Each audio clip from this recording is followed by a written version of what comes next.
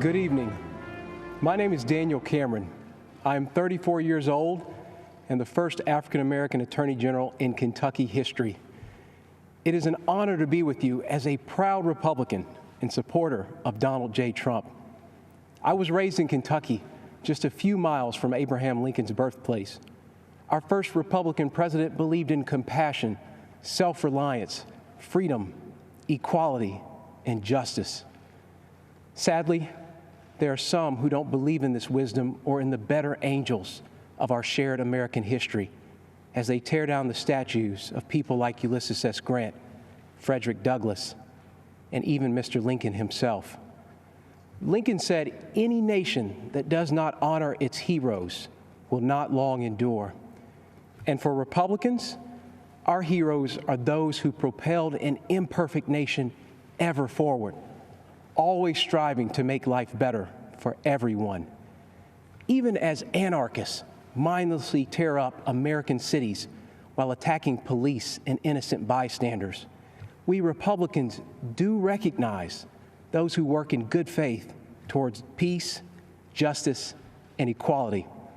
In fact, it was General Dwight Eisenhower, a future Republican president, who said, "Democracy is a system that recognizes the equality of humans before the law."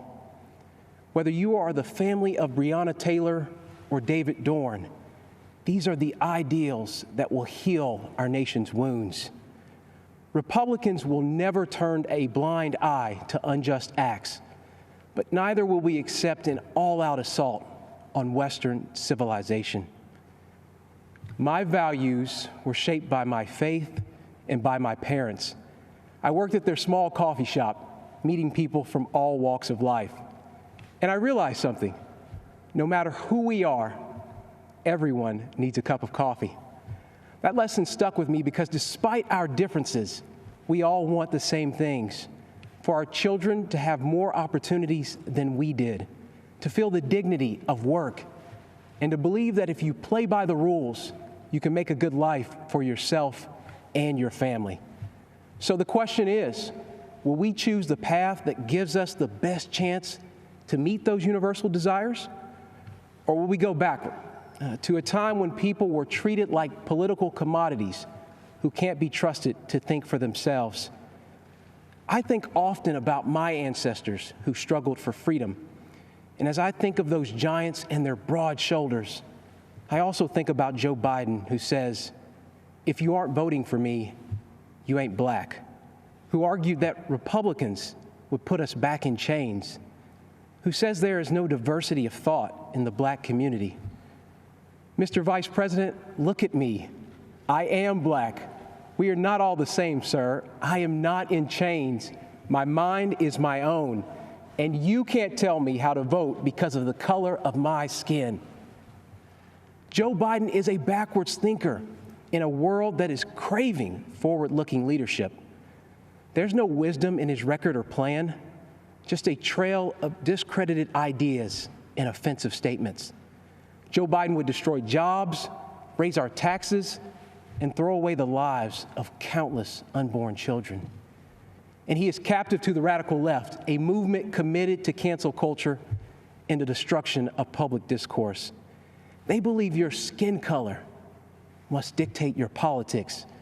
And if you fail to conform while exercising your God-given right to speak and think freely, they will cut you down. The politics of identity, cancellation, and mob rule are not acceptable to me. Republicans trust you to think for yourself and to pursue your American dream however you see fit. Mr. Lincoln said the dogmas of the quiet past are inadequate to the stormy present. The occasion is piled high with difficulty, and we must rise to the occasion. I believe Donald Trump can meet Lincoln's mandate, even as Joe Biden remains trapped by his own failed record and by the radicals who dominate his party. Let's be honest. No one is excited about Joe Biden. And so I ask you to judge the record. On criminal justice reform, Joe Biden couldn't do it, but President Trump did. On the economy, Joe Biden couldn't do it, But President Trump did build an economy that worked for everyone, especially minorities, and he will do it again. And on immigration, Joe Biden promises more to illegal immigrants than he does to you. But President Trump believes his highest duty is to the American worker. The choice is clear. Let me close with something my mom told me. This country's many faces comprise a family, not separate parts to be divided against each other. And like any family, we care for one another. We grieve together. We share our burdens and our struggles, and we celebrate our successes. And though we fuss and fight, we are not enemies. We are Americans, united by a collective faith in our Constitution and laws and the fundamental fairness they represent. We are defenders of life and of individual liberty, and we carry the mantle of Eisenhower and of Reagan to be a force for good in this world, and one that must always be reckoned with.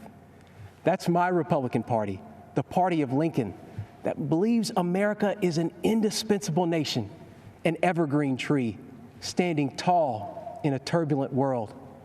And that's why I am voting for Donald Trump for president. Thank you, and God bless.